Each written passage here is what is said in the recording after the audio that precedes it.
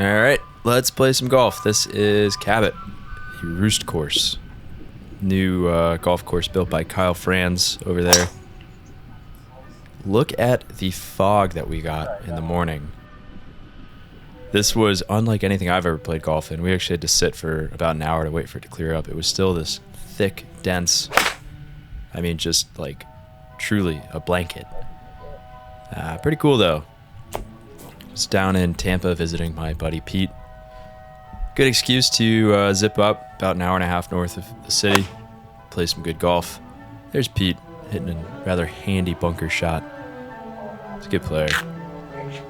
We have been squaring up in matches ever since we lived together our sophomore year of college. Back then, Pete would routinely run me off the golf course, and now it's a little bit more of an even fight. Not with hands like that, though.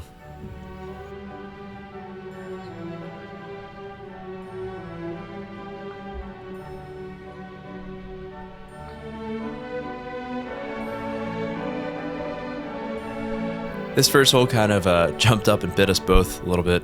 I cut out a couple of very poor chips. Anyway, some really nice opening holes here. It was so interesting seeing a golf course for the first time without actually being able to see the golf course.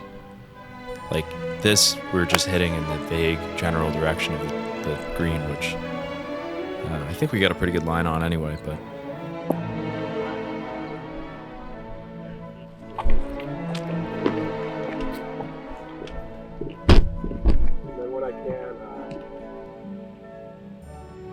I just can't get over how cool the fog looks. I mean, I wish that I ran the camera more on the first few holes. I was a little bit wary of being slow and kind of wanted to get out there quickly.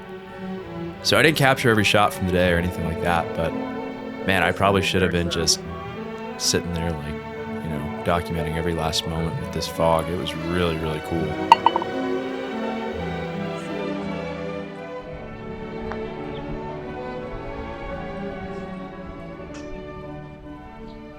Pick her up.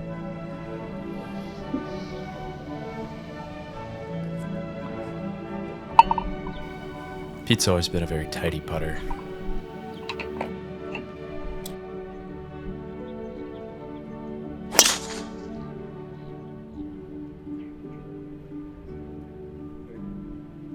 This was a really nice hole. It's sort of a slight double dog leg par 5.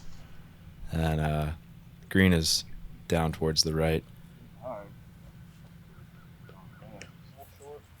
I regrettably did not capture Pete hitting. I think he has a 4-wood to about 6 feet. And yeah, this was after a layup.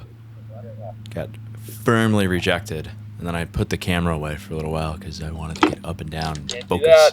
Can't do that. Can't do that.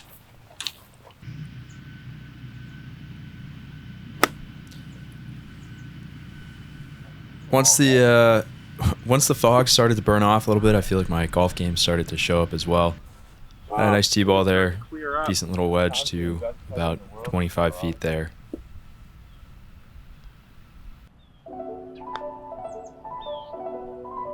Get in.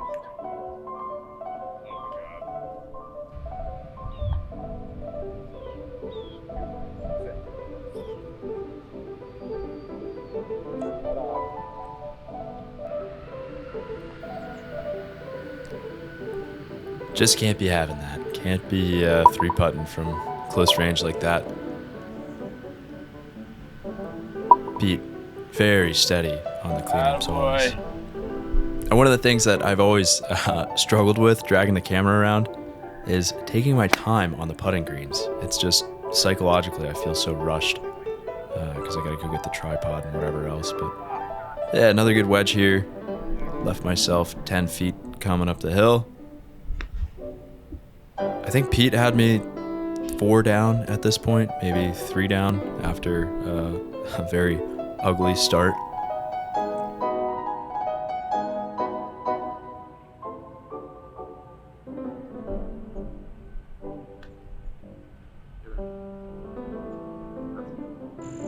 Oh well.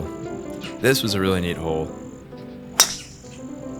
308 uphill. I feel like probably played more like 320-ish. Hit a nice ball off the tee there.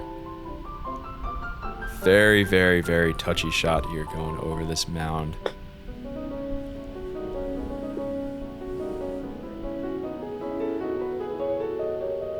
And here's just a perfect example of what I was talking about. 4-foot, 3-foot putt for birdie. There's no one behind us. We're playing as a twosome. But for whatever reason, I'm in my head about rushing and wanting to get done. Just take your time, man. Oh well, oh well, oh well.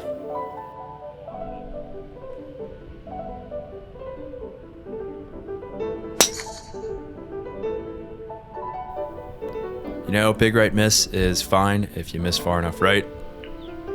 Pete hits a beautiful tight draw, drops it in there in the middle of the fairway. You know what? I missed so far right, I was just fine. Nothing wrong with that.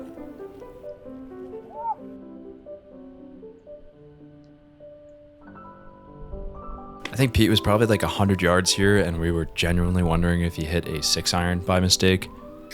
I don't know what happened. Ball just jumped an extra 60 yards on him on that one.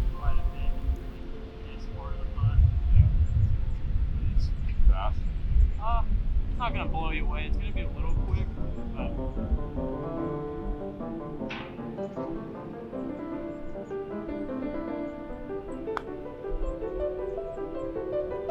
Would have loved to get this one to drop, but that's all right. I am digging out of an almighty hole in our match, and you know, getting one back is getting one back.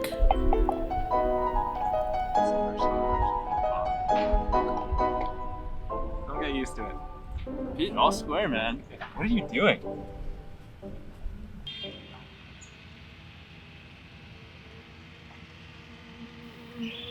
Now, I've not played a ton of golf in Florida, but one of the things that I really like about Cabot is there's a good amount of elevation relative to the other stuff that I've seen in, I guess, Central Florida or North Florida.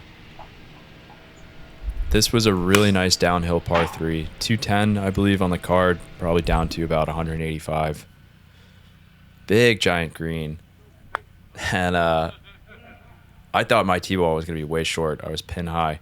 I actually got stung by a bee right on my hand before I hit this putt, which was very jarring. But we managed to lag it up. Maybe I should get stung by a bee more often. I'd putt better. What I was saying?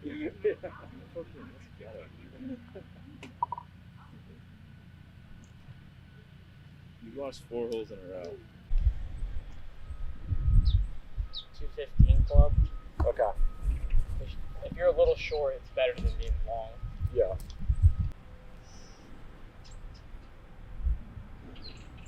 I enjoyed this 9th hole a lot. You're kind of coming out of the trees and into this big opening. It's a dogleg left, and as you get around the corner, you see sort of the whole property reveal itself in the background there.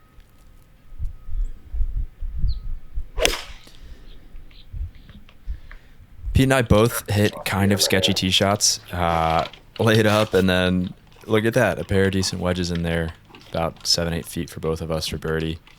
Started playing some good golf. You know, it was a bit of a sketchy start for both of us, but probably about the 5th hole, I feel like we both started to find the swing a little bit.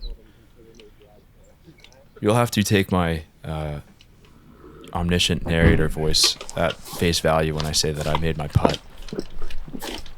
Did not set the camera up for it, but anyway. I think through 9 holes, we were... I think I was 1 up, and we had not pushed a single hole, which is pretty crazy. 10 was another shorter par 4. Neat hole here, though. Big elevated green that was very narrow. And look at this. Pete hits the stick here. So I think after this, I was 1 up through 10, and camera started to overheat a little bit, so flashback in a few holes later. I don't really know what this is supposed to eventually be. I just told him I'd make a video. And I have no plan for what. Do you have a drone? No.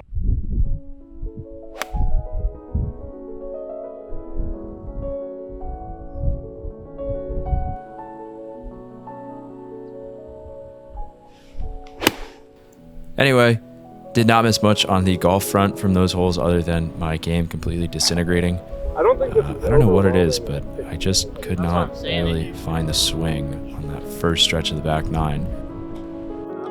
Yeah, you're one up.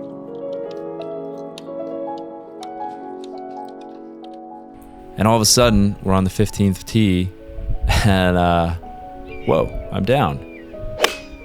Pete hits a nice ball here. I hit off the tee on the 15th a screaming hook that got about 120 yards before clattering into the trees. Don't really need to chase it off. And here's where now it's crunch time. I'm on the 16th tee. I'm 2 down. Pete hits a pretty nice ball. Hand up here. Those bunkers straight ahead, I was explicitly told that there's no way that I could reach them, which I don't necessarily blame anyone who was watching my swing that day for underestimating me, but I can poke one out there every now and then.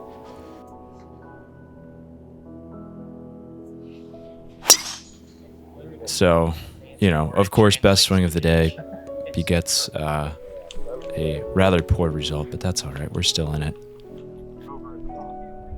With the 4-iron? Pete's over here. I might add 15 yards behind me. Tries to hit a 4-iron over this tree. It sneaks through, ends up in the greenside bunker. Man, oh man. I needed that bounce. Now I'm in a situation here where I just couldn't get... I think I tried to hit a full sand wedge here to get it over the tree. That lip was right there, so I couldn't try to punch something under the tree. Not a good spot. Get caught up in the tree. That's all right.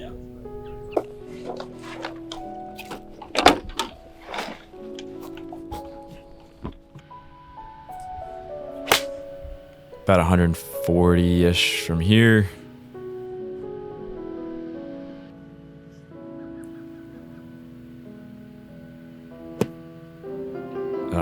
Pete. He always hits just the most beautiful little short game shots right when I need him not to.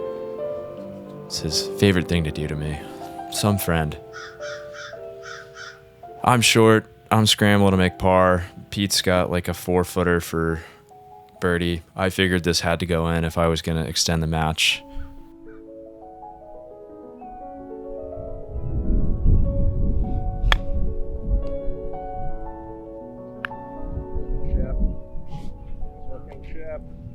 Gave it a go. Not to be, I don't really know why we were putting either of these, but did the little Kevin Na and decided to go out on my sword. I still want to make it. You know, I still want to make a birdie. Man of integrity, Pete wants to make his birdie, which of course he does. And that's that. It closes me out. 3-2. 4-2. I don't know. I lost track. Not good. Anyway, these last 2 holes, this par 3 would have been awesome to play this hole with something actually on the line here. Gigantic swale to the right of it, this big shoulder. And then the green kind of, you know, trickles down towards, there's a creek on the left there. Pete hit just like a block that landed and stayed on top of the shoulder. I hit kind of a bit of a cut, not super well hit ball that hit about 3 yards from Pete's ball, but happened to trickle down all the way to about 15 feet. Really, really interesting, especially with the match play dynamic. I mean, I just wish I could have put up a better fight to get our round to this point. As you can see here, Pete, I mean, he was 2 feet away from being where I was, just in a spot where he can't really do anything. Ends up rolling, you know, a good bit past, but I don't really know what you could do from up there. And yeah, really, really interesting closing stretch here. I mean, I love a good match play course. I feel like the gettable par 5, interesting par 3, and then 18 is a pretty good closer. Really nice stretch.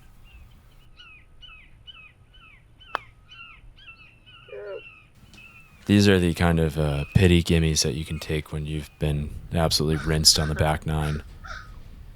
Pete is a very gracious guy for that.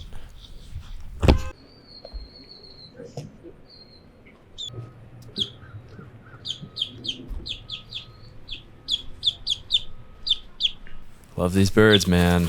Birds, birds, birds. I feel like that's the key to making a good video, is just lots of clips of birds. Turn it into natural.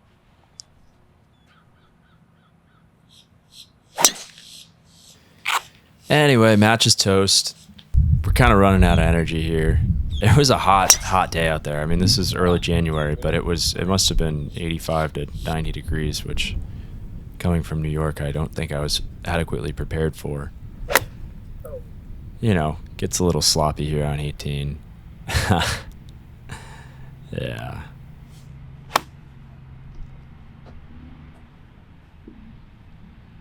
Time to go.